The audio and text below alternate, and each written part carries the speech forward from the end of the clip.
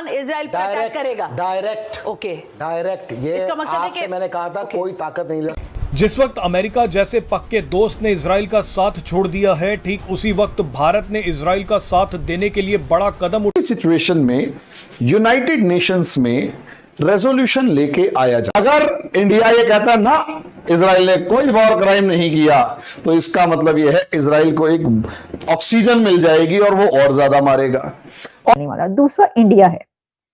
India एक ऐसा country है जिसके इजराइल के साथ भी बड़े जबरदस्त ताल्लुकात, बहुत क्लोज पार्टनरशिप, दोस्ती, वो ये कह सकते हैं। इंडिया के भारतीय जो वजीर आजम है नरेंद्र मोदी, वो ये करवा सकते हैं, क्योंकि इससे पहले भी ये कहा गया कि बल्कि यूक्रेन और रशिया के बीच जो है मास वालों की या गजा के लोगों की जो नौकरियां हैं वो अब इंडियंस फिल करेंगे या कोई और फिल करेगा। इजराइल क्यों इंडिया आ रहे हैं? क्यों? बिकॉज उनको पता है कि उनको एक चीप लेबर मिल सकती है, सस्ती लेबर मिल सकती है। ये तस्वीर भारत में इजरायली राजदूत नाओर गिलोन की है। हाथ जोड़े खड़े इजरायली राजदूत की ये तस्वीर चर्चा का विषय बन गई है। नाओर गिलोन सबके सामने बड़ी ही विनम्रता से खड़े होकर भारत का धन्यवाद कर रहे हैं, हाथ जोड़कर भारतीय लोगों को थैंक यू बोल रहे हैं। जिस वक्त अमेरिका जैसे पक्के दोस्त ने इजराइल का साथ छोड़ दिया है, ठीक उसी वक्त भारत ने इजराइल का साथ देने के लिए बड़ा कदम उठाया। इस सिचुएशन में यूनाइटेड नेशंस में रेजोल्यूशन लेके आया जाए। या अगर ये कहता है हाँ इजराइल ने वार क्राइम किए, तो यहां समझ लीजिए इजराइल की खाट खड़ी हो जानी है, इजराइल के ऊपर और दबाव बनेगा।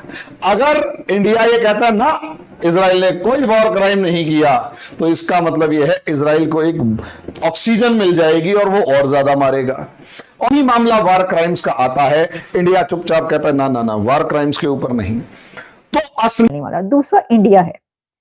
इंडिया एक ऐसा कंट्री है जिसके इजराइल के साथ भी बड़े जबरदस्त ताल्लुकात, बहुत क्लोज पार्टनरशिप, दोस्ती। ये कोई ऐसी जंग स्टार्ट होती है तो उसको रोकने के लिए या उसको फुल स्केल पर पहुंचने से पहले बीच बचाव कराने के लिए जो 2-3 कंट्रीज उसमें, क्योंकि इंडिया की इजराइल के साथ भी है, रशिया के साथ भी है, अमेरिका के साथ भी है। वो कौन सा ऐसी बड़ी सुपर पावर है जिसकी अब नेक्स्ट सुपर पावर इंडिया की दोस्ती ना हो, है जी? तो वो ये कह सकते हैं। इंडिया के भारतीय जो वजीर आजम है नरेंद्र मोदी, वो ये करवा सकते हैं, क्योंकि इससे पहले भी ये कहा गया कि बल्कि यूक्रेन और रशिया के बीच जो है वो जेलेंस्की बार बार ये कहते हैं, उनकी तरफ फोन करते हैं, कहते हैं करवाएं। और जिस वक्त जेलेंस्की उनको फोन कर रहे होते हैं, तो उसी वक्त जो रशिया है, प्रेसिडेंट पुतिन के भी फोन उनको जा रहे होते हैं कि उनको ये लगता है कि कहीं ऐसा ना हो कि ये उनकी तरफ हो जाए। तो इससे भी ये लगता है। और फिर अमेरिका के साथ जो है वो बिल्कुल खड़े होकर सीधे बात करते हैं, दूबदू बात करते हैं। इंडिया जो है वो करता है, उनके वजीर आजम बिल्कुल ठोक बजा के बात करते हैं। तो ऐसी सिचुएशन में मैं ये समझती हूँ कि इन कंट्रीज को आगे आना चाहिए। और जाहिर है कि अगर ये अभी आगे नहीं आ रहे, अगर इंडिया अभी आगे नहीं आ रहा, तो कोई ना कोई तो इनकी वो होगी। इंडियन जो है वो जा रहे हैं वहां पे। सो इंडियन लेबर पहले मिडल ईस्ट में छाई हुई थी। इंडियन डायस्पोरा तकरीबन 4 मिलियन के करीब अमेरिका में है, बरतानिया में, ऑस्ट्रेलिया में, पूरी दुनिया में वो अपने पंजे गाड़ के बैठे हुए हैं।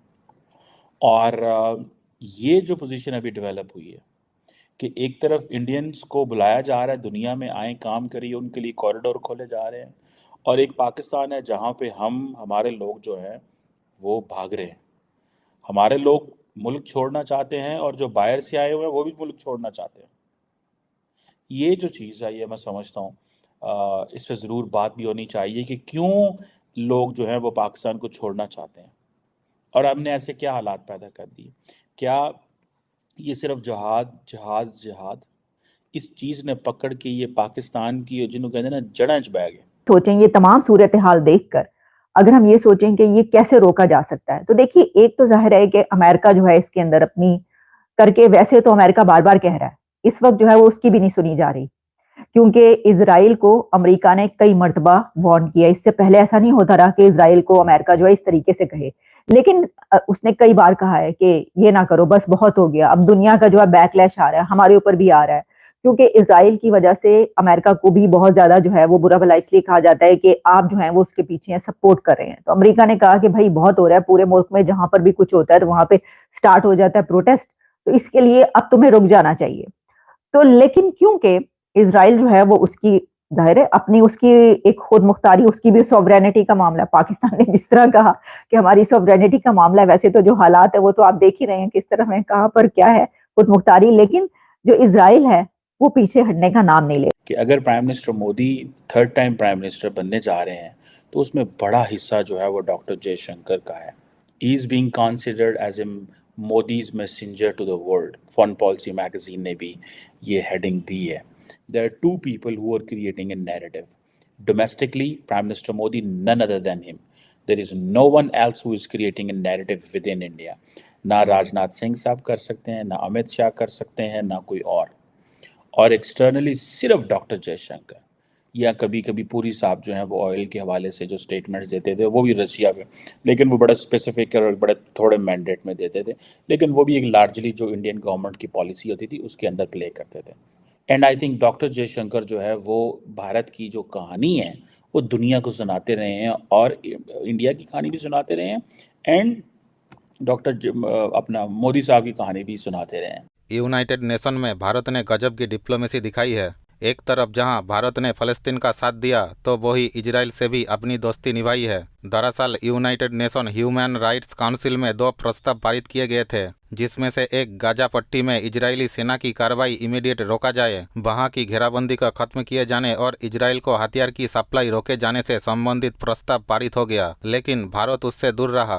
फ्राइडे को पेश हुए रेजोल्यूशन पर काउंसिल ने गाजा में इजरायली सेना की ह्यूमन राइट्स वायोलेशन घटनाओं पर चिंता जताई है और उसकी निंदा की है। 47 मेंबर काउंसिल में 28 देशों ने रेजोल्यूशन के समर्थन में वोट डाला, जबकि 6 ने विरोध में वोट दिया और 13 मेंबर कंट्रीज मतदान से दूर रहे। भारत ने फ्रांस, जापान, रोमानिया और अन्य के साथ प्रस्ताव से दूरी बनाई, जबकि अमेरिका, जर्मनी, बल्गेरिया और अर्जेंटीना प्रस्ताव का विरोध करने वाले मेजर कंट्रीज में थे। ह्यूमन राइट्स काउंसिल के एक दूसरे प्रस्ताव में फलस्तीनियों के लिए इंडिपेंडेंट देश की स्थापना और उनके सेल्फ डिटर्मिनेशन राइट पर भारत ने उसके फेवर में वोट दिया।